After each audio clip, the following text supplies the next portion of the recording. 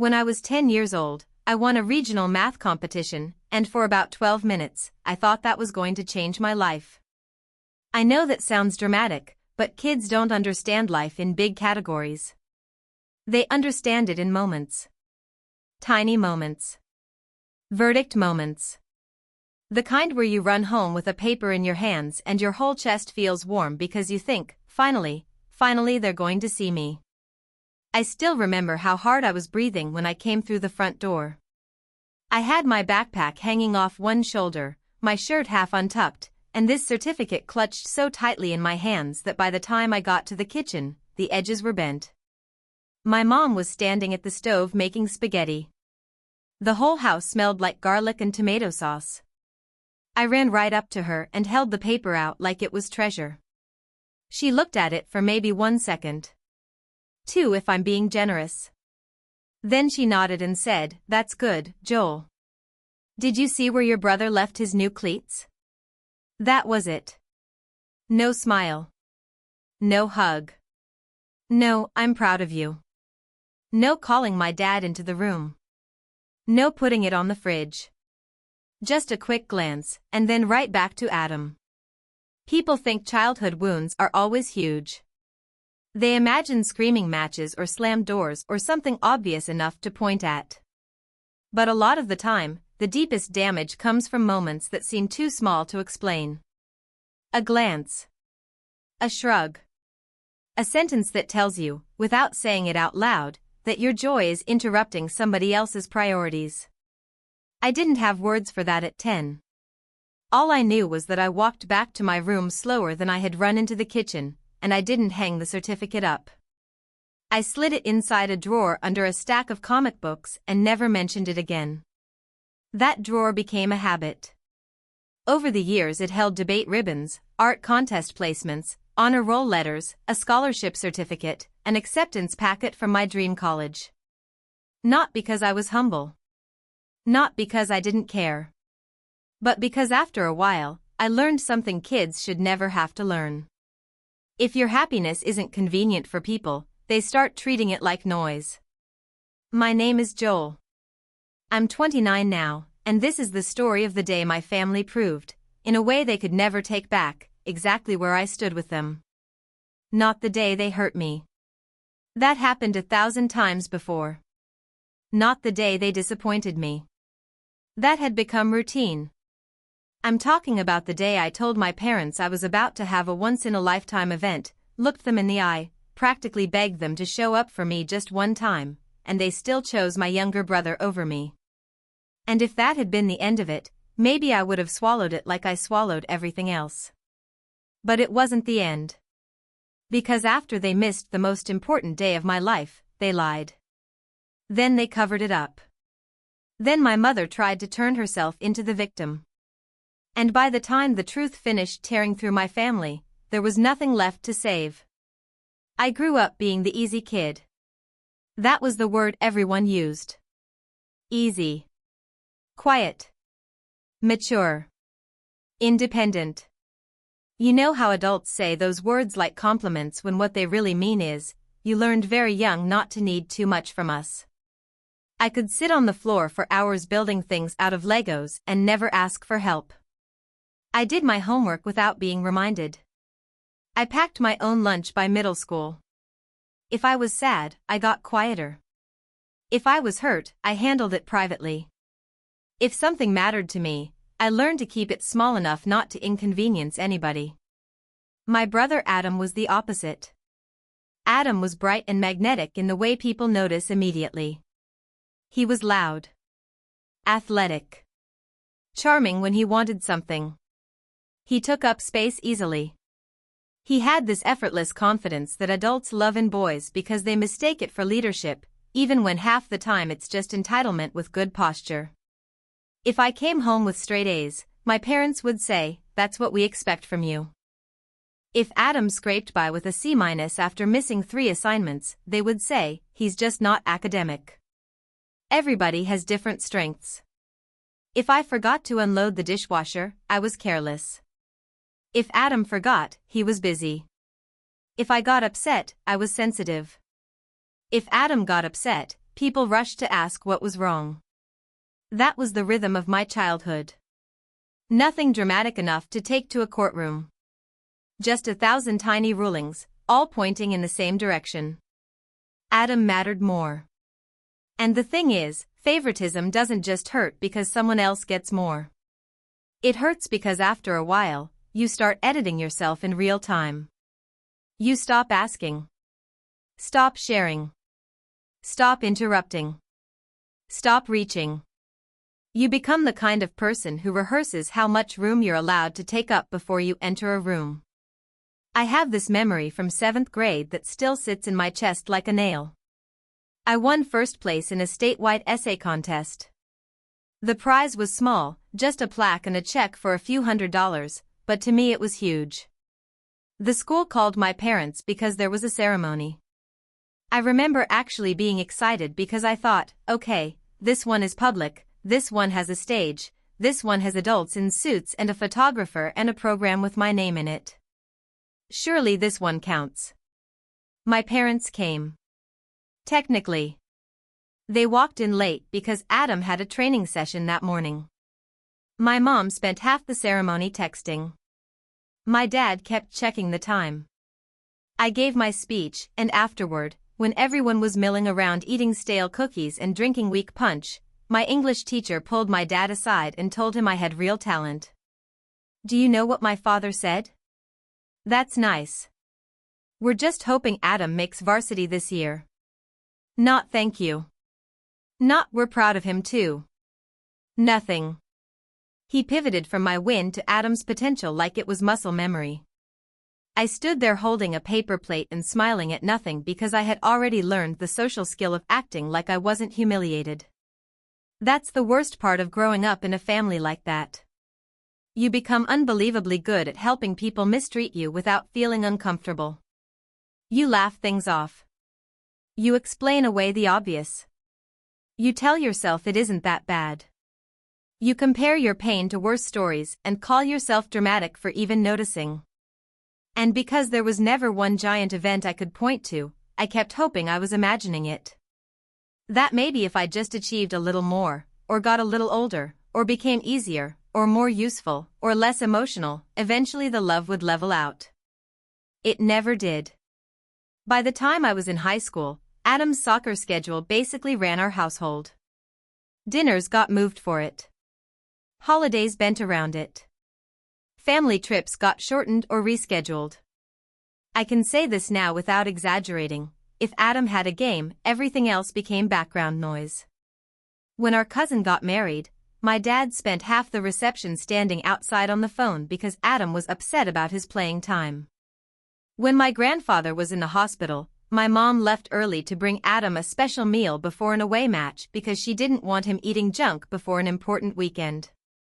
And when I graduated as valedictorian from college, my parents came to the ceremony, took exactly 6 photos, sat through my name being called, and then left before the luncheon because Adam had a team dinner they didn't want him attending alone.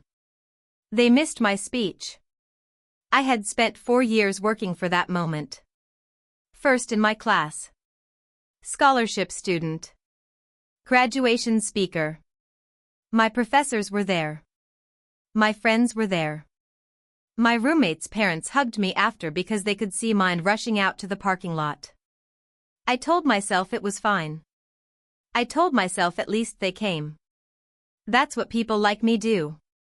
We reduce our own standards until disappointment becomes survivable. As an adult, I moved out of state partly for work and partly because distance felt easier than hope. I'm a documentary editor. Not the glamorous kind people picture. I'm usually in a dim room staring at timelines, cutting around silence, shaping interviews, finding the truth in the way someone pauses before they answer a question. It's quiet work. Invisible work, most of the time. Which I guess makes sense. I was good at disappearing where it helped other people shine. I liked it though. I was good at it. Over the years, I worked on a few serious projects that got real attention. Not celebrity-level attention. Just solid, meaningful work. The kind where people in the industry start remembering your name. One project got picked up by a major streamer. Another got nominated for an editing award. I even had my name in credits my parents could have looked up in 5 seconds if they'd ever cared enough to Google me. Once, I called home and told my mom one of the documentaries I'd worked on had been shortlisted for an award. She said, "That's great, sweetie," in the same tone people use when you tell them the dry cleaning is ready. Then, without even taking a breath, she asked if I'd remembered Adam's birthday because he was upset I hadn't called yet. Adam was 26. That's when something in me started going cold. Not angry. Not yet. Just cold. I stopped volunteering information. I stopped calling first. I stopped pretending every conversation might be the one where they suddenly saw me clearly. I still sent birthday cards. I still picked up when they called. I still asked how everyone was. But I stopped standing in the emotional doorway holding out pieces of myself like offerings. Then I met Elise. And if you've never had this happen, let me tell you what it does to a person when you've spent your whole life being emotionally rationed and then someone walks into your life and loves you like your existence is not a burden, not a scheduling conflict, not a side note. It ruins your tolerance for crumbs. Elise came into my life through work. She was consulting on an environmental documentary I was editing. The first thing I noticed about her was that she laughed with her whole face. The second thing I noticed was that she asked direct questions and then actually listened to the answers. She was warm in a way that didn't feel naive. Open, but not weak. Emotional, but never manipulative. The kind of person who cried at old couples dancing in public and argued with customer service reps on behalf of strangers if she thought they were being treated unfairly. She saw through me almost immediately. Not in some movie way. More like she noticed all the places I minimized myself and kept quietly refusing to let me do it. If I said, "It's not a big deal," she'd tilt her head and say, "Maybe it is." If I shrugged off an accomplishment, she'd say, "You are allowed to enjoy things, Joel." The first time she met my family over video chat, my mom spent 10 minutes asking if she followed sports, and Adam talked over me twice. Afterward, I said, "Well, that could have gone worse." Elise looked at me and said, very gently, "Has anybody in your family ever actually made you feel important?"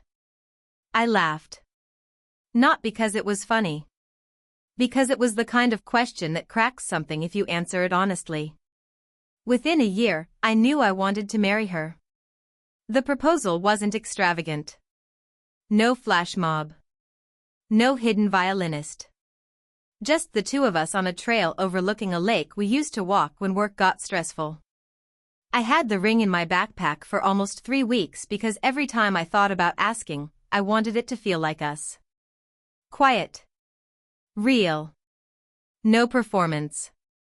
When I finally asked, my voice shook so badly I had to start over. Elise cried before I even got the words out. Then she laughed through tears and said, "I was wondering how much longer you were going to make me wait." That night, her parents took us out to dinner. Her dad hugged me so hard he nearly lifted me off the ground. Her mom cried. Her sister ordered champagne. There was so much joy in that restaurant booth that for a few hours I forgot what measured love looked like. We decided on a small wedding. Intimate, outdoor, meaningful. Not because we couldn't afford something bigger, but because we didn't want a spectacle. We wanted something that felt full instead of loud. A garden venue outside the city. An old oak tree. Late spring. Close friends. Family. Good food. Good light. People who actually wanted to be there. We set the date 8 months out. 8 months. Important detail. Remember that. I called my parents that same week. My mom answered on the second ring. I told her we were engaged. There was a pause, then a bright little "Oh, how nice," followed by questions about the ring, whether Elise had called her mother yet, whether we were doing something huge and expensive. Then she asked the date. I told her. Silence. Not happy silence. Not emotional silence. Calculation. Then she said, "Oh. That's the same weekend as Adam's championship match." I remember looking at the wall while she said it, like maybe if I stared at something still enough the conversation would stop feeling insane. I said, "Okay, but the wedding is 8 months away."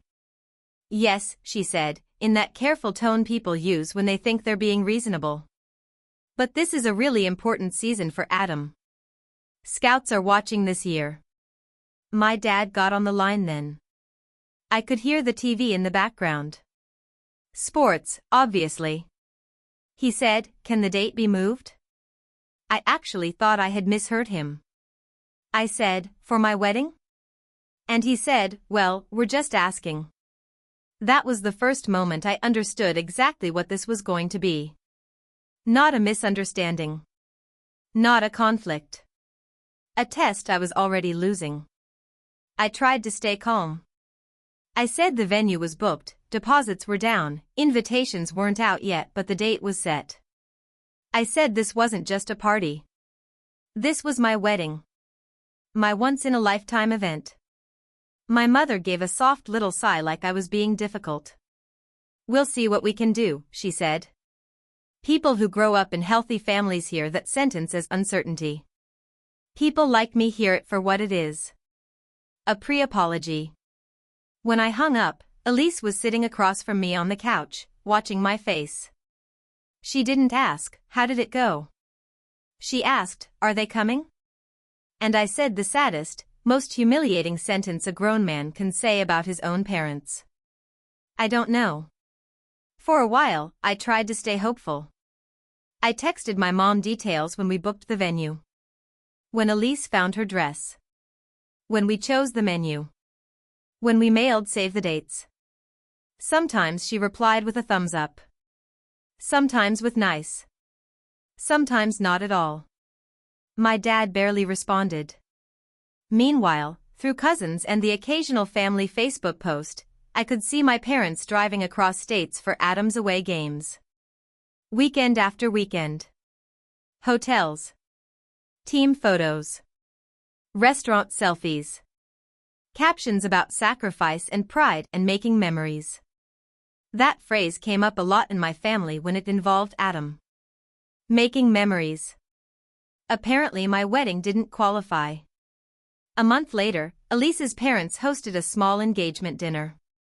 Nothing elaborate. Just close relatives, a few friends, a backyard full of string lights and too much food. Her father gave a toast about welcoming me into the family that made me have to look down at my plate for a second because I could feel emotion crawling up my throat.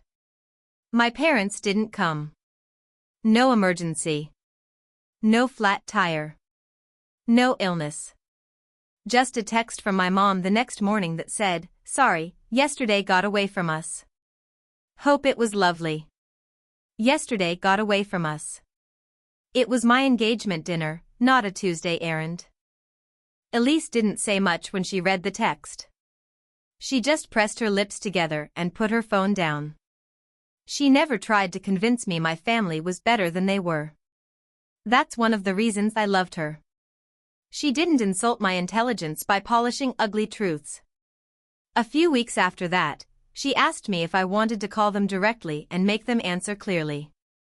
I said no at first. Then yes. Then I waited 3 more days because part of me was still terrified of hearing the truth in plain language. When I finally called my mom, I didn't ease into it. I said, "I need to know if you and Dad are actually planning to come to the wedding." She went quiet for just a second too long. Then she said, "Joel, we've already talked about this.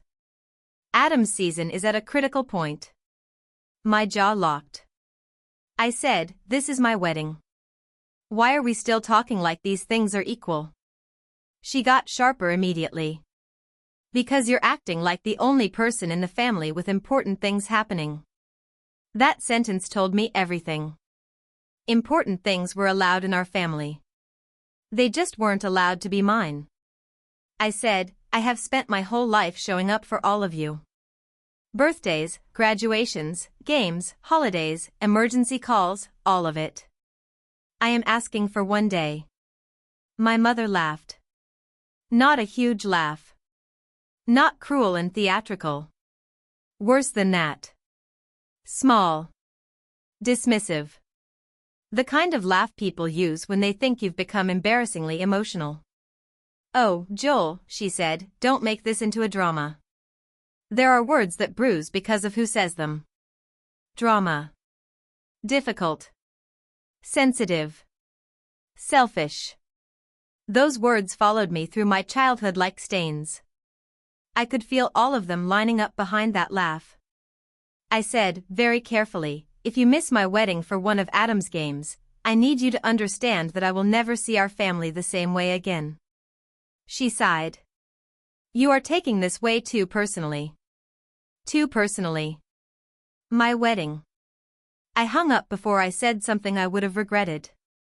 For the next few months, I moved through planning like a man trying not to look too closely at a fracture in the wall. Elise and I tasted cakes. Picked flowers. Finalized our guest list. Practiced our vows in the kitchen while water boiled for pasta. We had beautiful moments, really beautiful moments, but every now and then some small administrative thing would force me to look at the family column in our planning spreadsheet and feel my stomach drop. Still no hotel booking from my parents. Still no RSVP from Adam. Still no question from my father about the schedule. Not one. It got worse the week invitations went out. My aunt called to say she was excited. Then, halfway through the conversation, she casually asked, "So did your parents ever figure out whether they're doing both events or just Adam's game?" Just Adam's game. That was the first time I realized they weren't keeping this private. They had already started laying the groundwork with the family, like my wedding was some inconvenient overlap they had every right to treat as optional. I asked my aunt what she'd been told. She got awkward fast and said, "Oh, nothing, just that it was all a bit complicated." Complicated is one of those family words that really means unjust, but nobody wants to admit it. A week before the wedding, I made one last attempt. I called both my parents together. I was done hinting. Done hoping they'd hear what I meant if I softened it enough. So I said it clearly. I said, "I need you to listen carefully. This is the biggest day of my life. I am not asking for attention. I am not asking for money. I am not asking you to fix anything. I am asking you to be there. If you choose Adam's game over my wedding, then I will understand that I have spent my whole life trying to earn something you were never going to give me." Silence. Then my father said, "That's unfair." And my mother said, "You're talking like we're burying you." I sat there gripping my phone so hard my fingers went numb. Then she added, "You really need to stop making every feeling into a final statement." I almost laughed at that because what else was left to say? How many versions of "please come to my wedding" does a son need to say before it counts as a final statement? I said, "Do you hear yourselves?" My dad answered this time. "We said we'll try. But people say we'll try when a restaurant might be crowded, or when weather could delay a trip. Not when their son is getting married." That's when I knew. Not suspected. Knew. They weren't coming. I told Elise that night. She climbed into bed beside me, pulled the blanket over both of us, and just held my arm. After a while she said, "You do not have to spend the happiest day of your life auditioning for people who have already decided not to clap." That line saved something in me. Because she was right. I had turned my whole life into a performance for an audience that kept checking the scoreboard for someone else. The morning of the wedding was beautiful in a way that almost felt unfair. The sky was clear.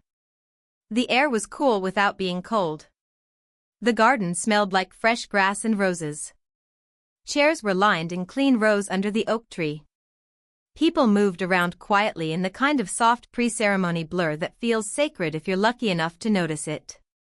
I got dressed in a small room at the venue with 2 friends and Elise's father. My tie took 3 attempts because my hands wouldn't stop shaking. Not because I was nervous to marry Elise. Because some pathetic, stubborn part of me was still listening for tires in the gravel lot. Still hoping. I kept checking the window like a child. Every time footsteps passed, my chest tightened. Every time voices got louder outside, I thought maybe that was it. Maybe they'd come rushing in, apologizing, out of breath, making some last-minute save that would let me believe I hadn't been wrong about them all these years. They never came. 10 minutes before the ceremony, I walked out to the side of the garden and looked across the chairs. There were the cousins who had made the trip. There were Elise's parents, glowing. There were friends from work. There were neighbors, college roommates, a former professor of mine. And then there were the empty seats in the second row with my parents' names on them. And Adam's. 3 blank spaces. That's what my family looked like when it was distilled into truth. 3 empty chairs. I wish I could tell you I rose above it in that moment. That I smiled, took a breath, and let it go. I didn't. I stood there with my jaw clenched and my heartbeat in my throat, and I felt humiliated in the most private way possible. Not because strangers knew. Because I knew. Because every childhood instinct I'd spent years trying to outgrow came rushing back all at once.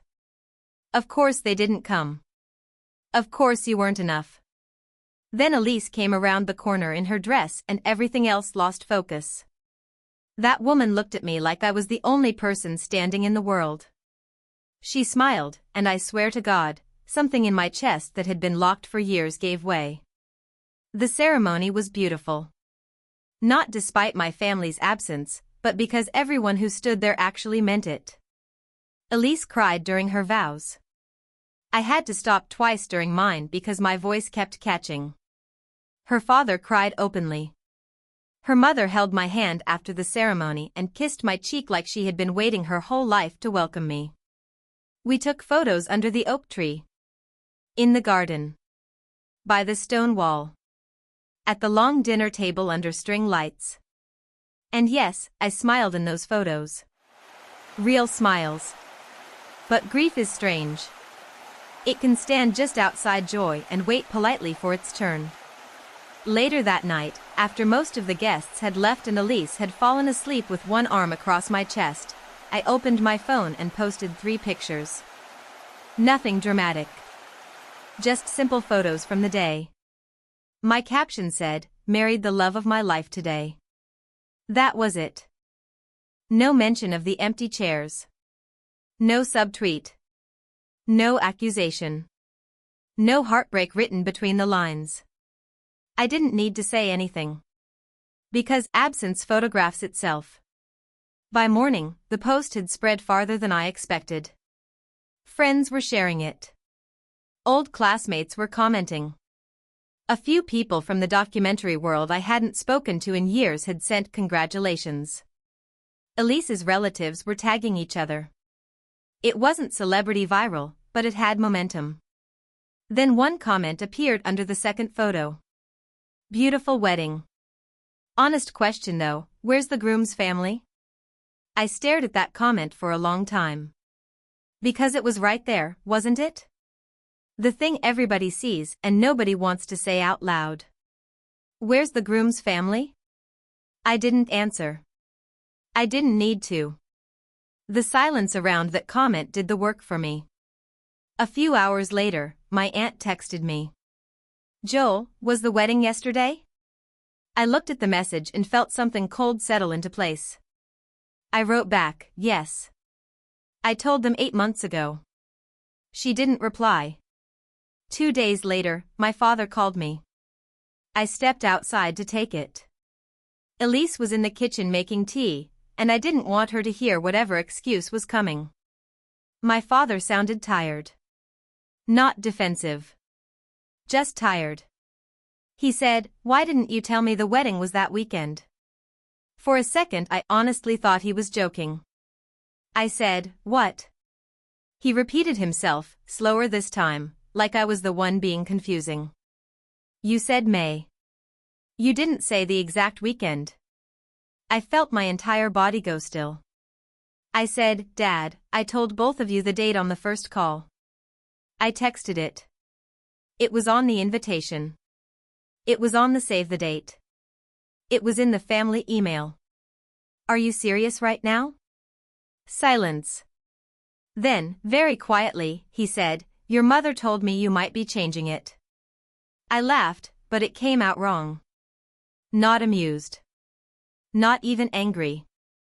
Just disbelieving. I said, I never changed it. Not once. More silence.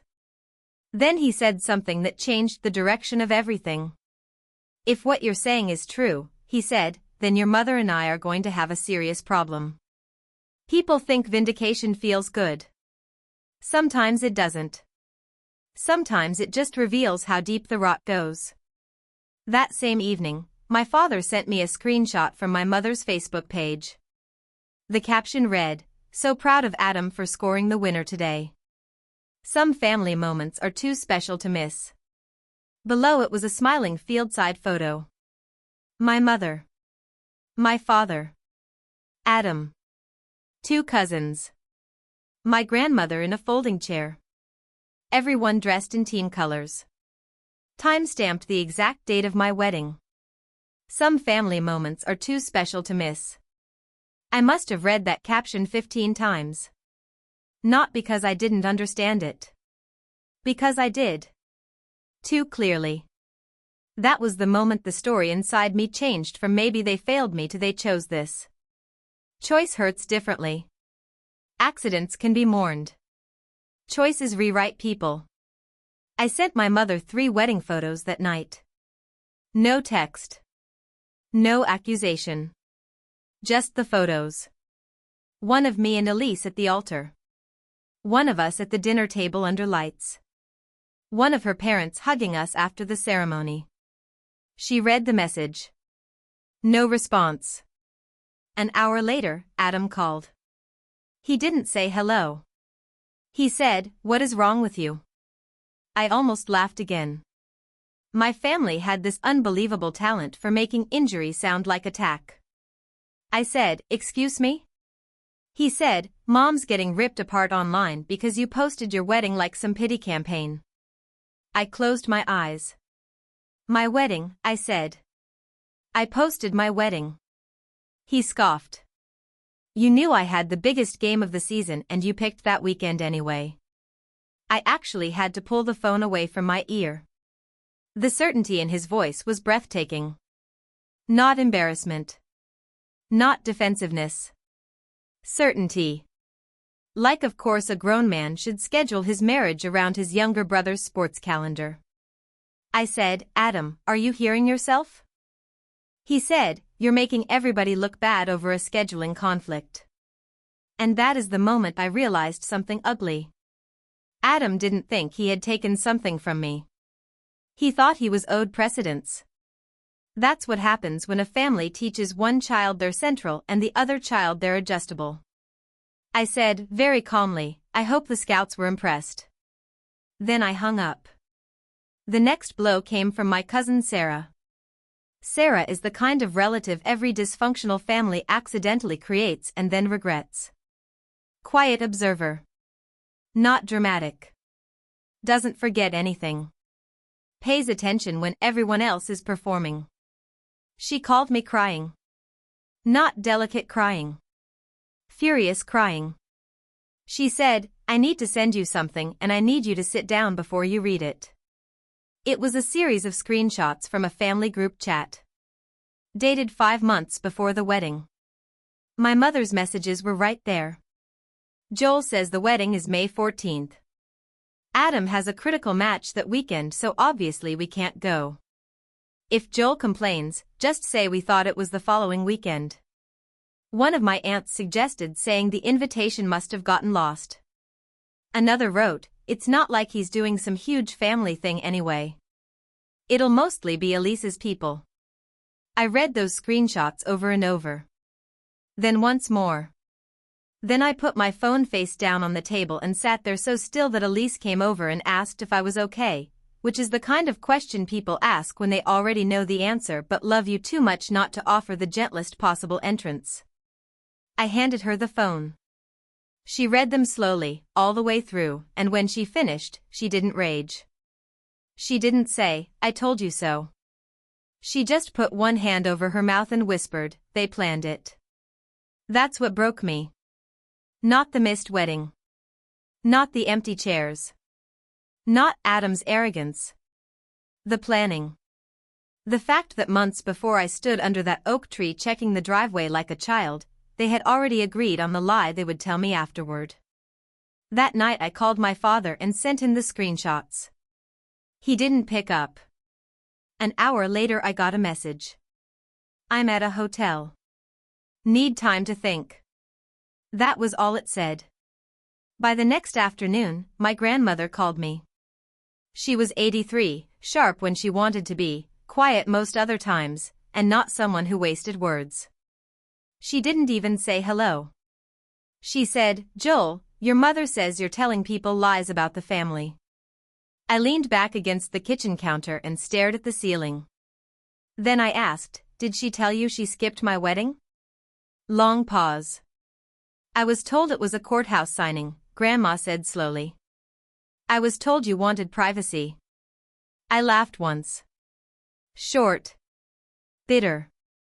I said, "I mailed you an invitation." She went quiet again. Then I said, "Grandma, I begged them to come. They went to Adam's game instead." Her voice got small in a way I had never heard before. She said, "That's not what I was told." Exactly. That was my mother in one sentence. That's not what I was told. Because she controlled the telling.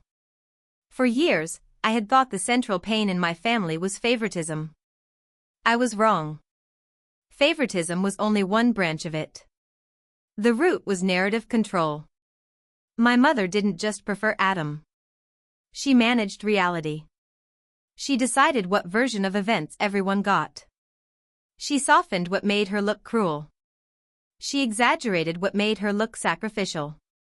She turned neglect into misunderstanding and betrayal into complexity. And if anyone resisted, she called them dramatic. A week later, my father showed up at our apartment unannounced. He looked older. Not in a poetic way. Just worn down. Shirt wrinkled. Eyes bloodshot. Standing there with his car keys in one hand like he had forgotten why he'd gotten out of the vehicle. I let him in. Elise greeted him politely, then disappeared into the bedroom to give us privacy.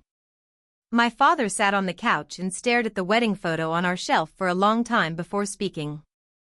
Then he said, "I didn't know. I wanted to reject it. I wanted to say ignorance doesn't absolve you. I wanted to list every prior wound, every earlier absence, every time he had failed me long before this wedding. But I also knew he was telling the truth about at least part of this. He didn't know the wedding date had never changed. He didn't know the lie was coordinated. He didn't know my mother had been feeding different versions to different people." I said, "You still went." He closed his eyes. "I know." Those two words sounded heavier than any apology he'd ever given me. I said, "You still chose Adam. Even if you thought the date was fuzzy, you still defaulted there." He didn't argue. He just nodded. Then he said, "I think your mother has been doing this longer than I let myself see." That sentence hit me harder than I expected. Because deep down, I knew it was true. Not that my father was innocent. He wasn't.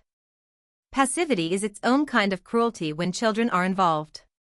But I also understood something in that moment that made my stomach turn. A manipulator doesn't just damage the target. They damage everyone who gets comfortable letting them narrate. Then my father said something else. "If she lied to me about this," he said, voice shaking slightly, "then I don't know what else she's lied to me about." I wish I could say I felt sorry for him. I didn't. Not yet. Because I had been living with that confusion for years. "Welcome to the room, Dad." After he left, things went quiet in the way bad weather gets quiet before it breaks. No calls from my mother. No real outreach from Adam. A couple of relatives texted vague things like families go through hard seasons and maybe everyone needs grace right now, which is the sort of language people use when they want peace more than truth. Then the next escalation arrived, and it made everything before it look almost quaint. Elise's uncle Mark called me one afternoon. Mark is a former Navy guy who says exactly what he means and has no patience for games. If he ever chooses diplomacy, you know the situation is serious. He said, you need to talk to your HR department or whoever handles external complaints where you work. Somebody's been making calls. My stomach dropped. I asked what he meant. He told me a woman had contacted Elise's consulting firm pretending to be a journalist doing background research on a political funding story. She was asking weird, invasive questions about one of the environmental documentaries Elise and I had worked on together. She implied there might be ethics issues, financial problems, bias concerns. The name she used was fake. Mark said he recognized the voice. It was my mother. For a second, the room literally tilted. I remember sitting down on the floor because I suddenly didn't trust my knees. I said, "You're sure?" He said, "I would stake my mortgage on it." That night Elise and I sat at the table with our laptops open going through forwarded notes from the calls. She had reached out to my workplace too. Not my direct boss, but close enough. Asking leading questions. Planting concern. Trying to sound official. Trying to poison things. That was the moment the last illusion died. Neglect is one thing. Favoritism is one thing. Even cowardice is one thing. But this? This was punishment. My mother was trying to hurt my life because the truth about her had started spreading. I called my father immediately. He answered on the first ring. Before I could say anything, he said, "I'm sorry." Not what happened. Not that doesn't sound like her. Just, "I'm sorry." I asked if he knew. He said she had mentioned wanting to set the record straight and protect the family from gossip. I said, "She tried to mess with my career." He went quiet. Then he said, "I'm meeting with a lawyer." I wish that had made me feel stronger. It didn't. Because when your own mother decides your success is a threat to her image, it doesn't create clean anger. It creates a kind of spiritual vertigo. You start reviewing your entire life like surveillance footage. What was real? What was manufactured? Which apologies meant anything? Which family stories were built on air? For a few weeks after that, I wasn't myself. I went through the motions. Answered work emails. Took calls. Edited footage. Ate when Elise put a plate in front of me. Slept badly. Woke up tired. Checked my phone and hated myself for checking it. Elise kept me afloat more than she probably knew. She started making tea every night around 9 and setting one mug beside me without asking if I wanted it. She put our wedding photos in frames and hung them in the hallway like she was physically rebuilding the memory in our home so it couldn't be contaminated. She got me outside when I didn't want to go outside. She never once asked me to be less sad because my sadness was inconvenient. That kind of love is not loud. It's steady. And when you've spent your whole life around conditional affection, steady feels miraculous. The first real crack in the numbness came from my grandmother. She sent me a handwritten letter. The envelope alone nearly destroyed me because nobody writes letters anymore unless they mean every word. Inside, in shaky pen, she wrote that she had believed my mother. That she had been told I wanted something private, that I didn't really want extended family there, that I was being distant and difficult. She said she saw now that she had chosen the louder voice over the truer one. Then she wrote a sentence I still have folded in my desk. I saw the pictures, and you looked loved. I am sorry I helped you feel otherwise. I cried so hard reading that letter I had to sit on the kitchen floor. Not because it fixed anything. Because it named something. When people spend years telling you you're overreacting, sometimes the first truly healing moment is not the apology. It's the confirmation that you were, in fact, hurt. A few days later, I started therapy again. My first session back, the therapist asked me, "When did you first learn that your needs were likely to be treated as inconvenience?" It was such a precise question that I couldn't answer immediately. All I could think about was that kitchen. The spaghetti sauce. The certificate. My mother's hand reaching for a wooden spoon while mine held out paper that suddenly felt stupid. Over the next couple months, I began doing something I should have done years earlier. I stopped making excuses for my family. Not publicly. Not performatively. Internally. I stopped saying things like, "They meant well." I stopped saying, "That's just how they are." I stopped translating neglect into personality and betrayal into stress. Once I did that, healing got uglier before it got better. Because truth usually does. I started spending more time with people who didn't make me audition for care. Elise's parents invited us to dinner every Sunday. Sarah and I started meeting for lunch. I got closer with a couple of old friends I'd drifted from because, in some deep unconscious way, I had learned not to burden people with my life. Work also picked up. A documentary I'd edited about overlooked wartime photographers started getting attention from places I respected. Real attention. Screenings. Articles. Panels. The kind of slow-burn recognition that means your work actually landed, not just trended for a day and vanished. Then one morning, I got an email from a major platform wanting to feature the documentary in a spotlight series and interview me about the editing process. I must have read that email 8 times. Elise grabbed my face in both hands and screamed so loudly the neighbors probably heard. We went out for dinner that night, and for the first time in months I felt something that wasn't just relief. I felt momentum. Like my life was finally moving in a direction my family couldn't define. A few days after the feature went live, I posted about it. Just a clip, a simple caption, and a note about how much the project meant to me. The response was overwhelming. Friends congratulated me. People from the film world reached out. Former classmates messaged saying they'd always known I was going somewhere. And buried in the middle of those comments was one from my mother. "Proud of you. Always have been." I stared at it for a long time. 3 short lies. Proud of you. Always. Been. Not an apology. Not accountability. Not I was wrong. Just a quick attempt to step into the light now that strangers were clapping. And that was when a different kind of anger arrived. Calm anger. Useful anger. Because if you want to understand my mother, you have to understand this: it was never enough for her to control the family. She needed to control the image of the family. She needed to be perceived as the loving mother, the supportive woman, the one who held everything together. Private cruelty didn't bother her. Public loss of admiration did. That's why the missed wedding had enraged her once people noticed. That's why the online comments bothered her. That's why she tried to damage my job. And that's why now, with my work getting public attention, she was trying to slip back into the story as if she'd been standing by me the whole time. I deleted the comment. Not dramatically. Just removed it.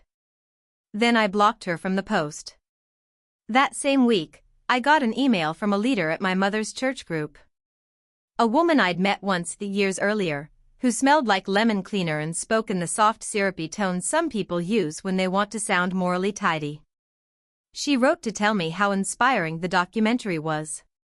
She said the whole fellowship had watched it. She said my mother was absolutely glowing with pride and had talked about how she'd always known I was gifted.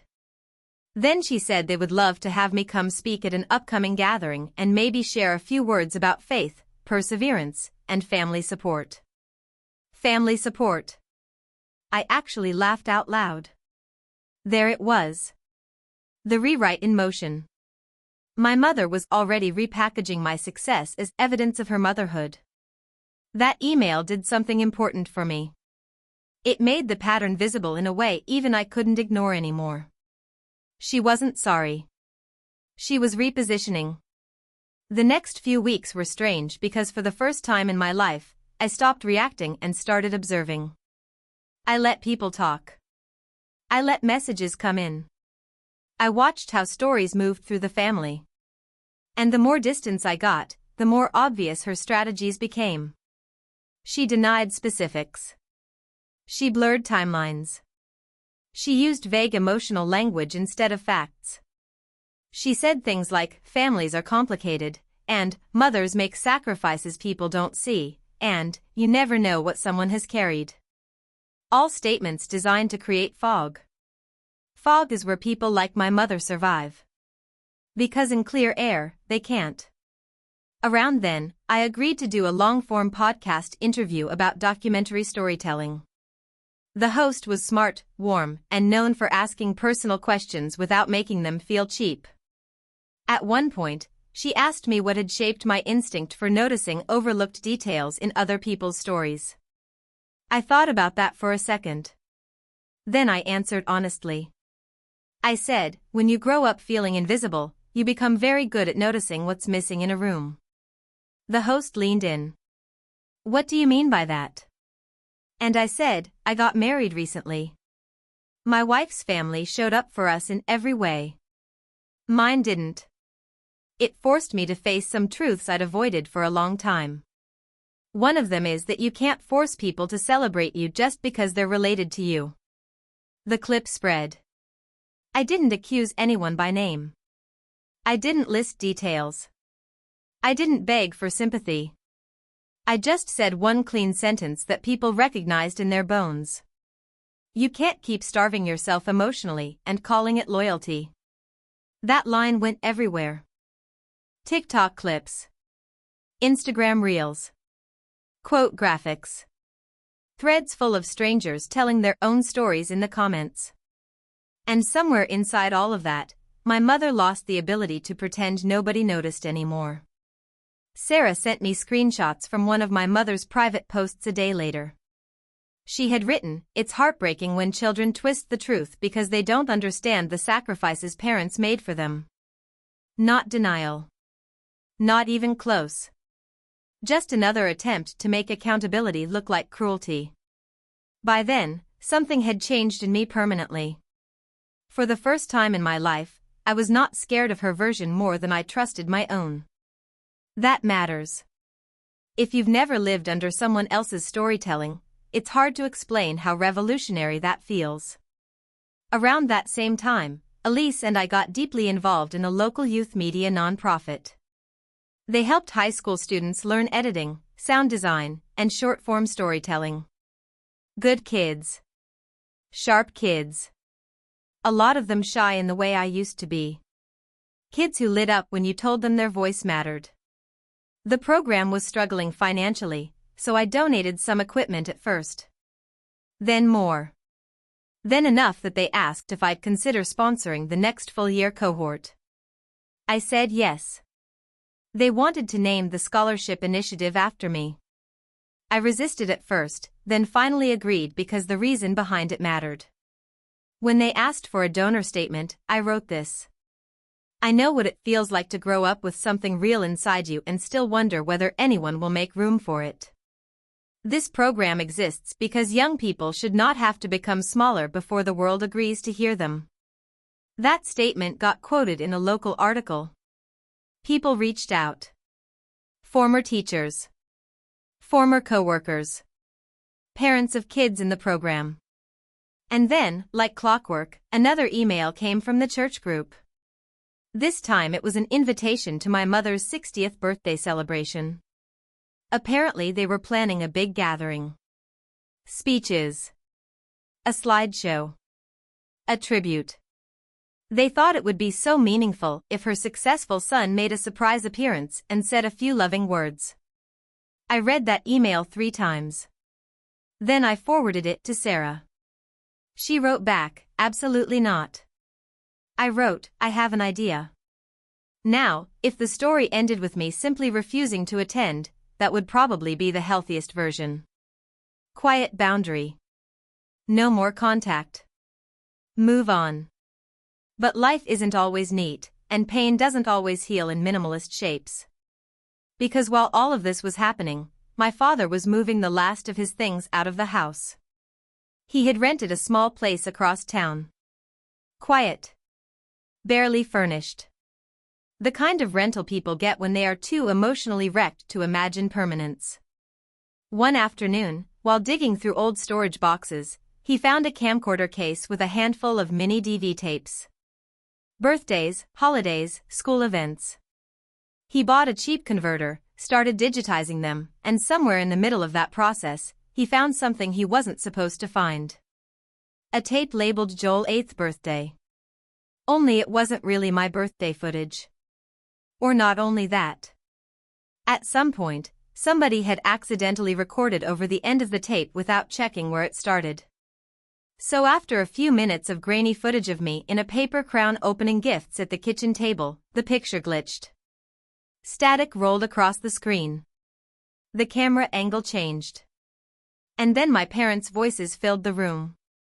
No music. No distortion strong enough to hide them. Just voices. My mother's first. Sharp. Irritated.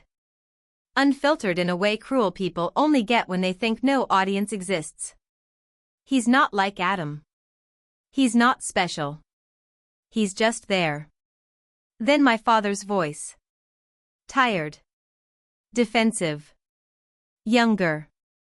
He's your son. And then the line that turned my blood cold when I heard it later. So? I didn't ask for two.